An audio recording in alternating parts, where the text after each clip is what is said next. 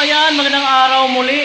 Eto, 11:15 na ng umaga. Ayan, at nailagay na nga ni tatay ito, breaker. So baka mamaya, alagyan niya ng ng simento. At ngayon ay naglilinis-linis dito yung mga hindi pa, yan. Kasi baka yan ay papinis ko rin yan kay tatay, yung mga ayan, mga hindi pa inabot ng trabaho ng nakaraan, no. At syempre dahil sa hindi ganun kadali ang paggawa ng bahay, no, at syempre ito ay may taas to, no. So dahan-dahan lang at hindi naman natin kayang bigla to dahil sa napakamahal ng materialis ngayon. Ayan. So tingnan ko kung ano para bukas pinapasok ko si Bayaw Gatcho para matulungan si tatay kasi gusto ko mapinturahan itong baba man lang para at least maganda yung yung pag-welcome ng bagong taon. Ayan. Ay simpleng pintura lang. Ayan.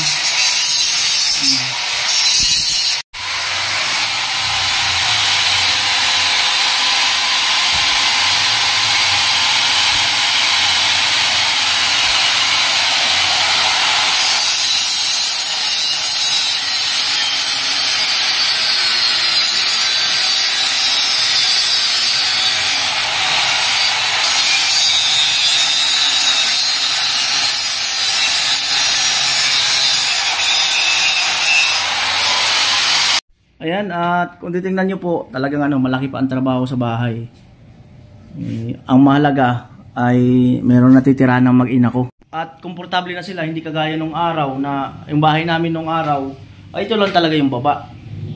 Doon yung kwarto, yung sala, ito lang talaga kasi wala pa naman yun eh. At masasabi ko na kahit ito ay hindi pa naman talaga totally gawang-gawa, ay masasabi ko na na komportable na rin sila. At syempre nagpapasalamat ako sa inyo mga kanuli dahil sa ayan yung mga panunood nyo, hindi nyo pag-skip ng patalastas. At nung last year ay nakarambuan yata yun, pinaumpisahan ko to na magawa itong bahay. So malayo pa, morsipag pa at uusad-usad din to.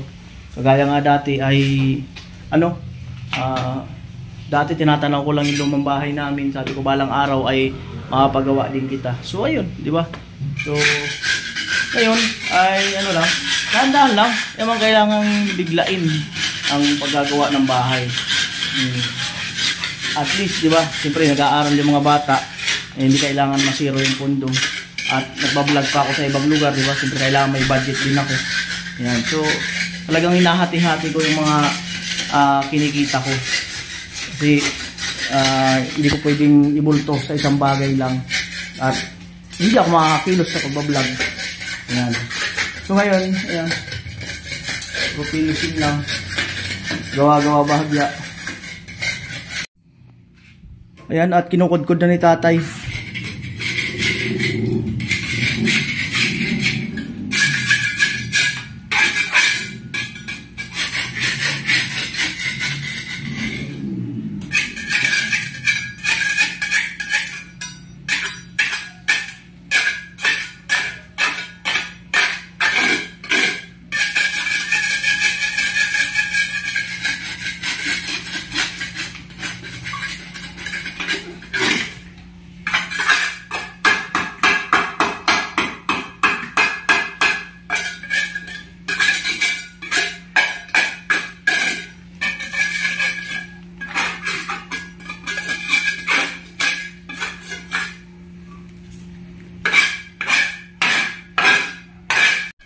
Ayan po, at kinuha ni tatay yung lamesa na stainless.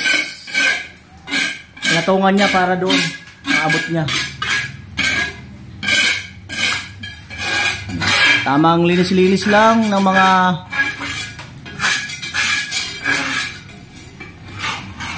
yan, no?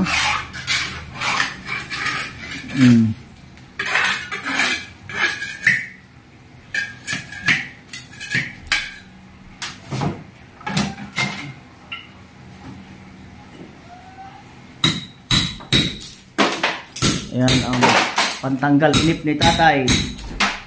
Matay, pantanggal inip.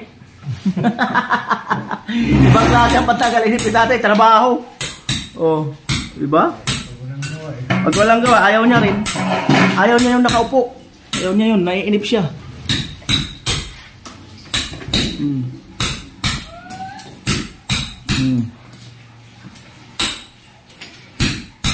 Ano po?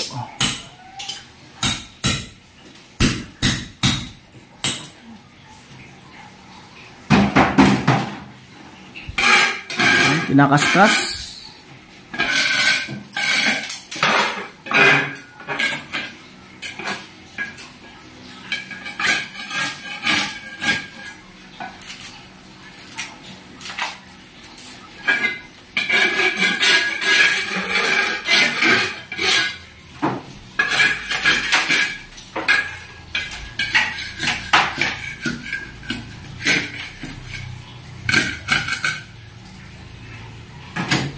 Dumikit na.